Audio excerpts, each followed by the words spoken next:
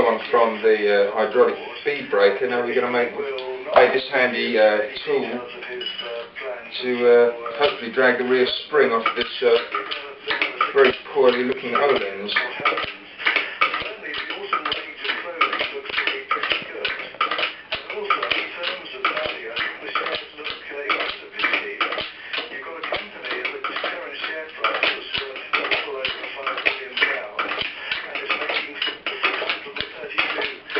The idea is to just compress the spring enough and then hopefully just pull the shaft down at the top.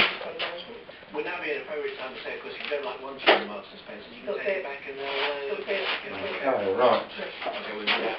Mark, presumably, because it was on the news, going south big time. Yeah, right across the world, a lot of it is to do with what's going on in the Far East, concerns about the situation with North Korea. Closer to home concerns about the economy of Spain aren't helping at all. Overall, bad indeed as far as share prices and currency markets are concerned. The 100 index in London closed down 129 points, at more than 2.5%. That's the lowest level is close to the 7th of September 2009. Hopefully we can just release the top and get our spring off. It's called Bono. What do you do? Can you help map out N291? You can get in touch via email. And it's bonsai.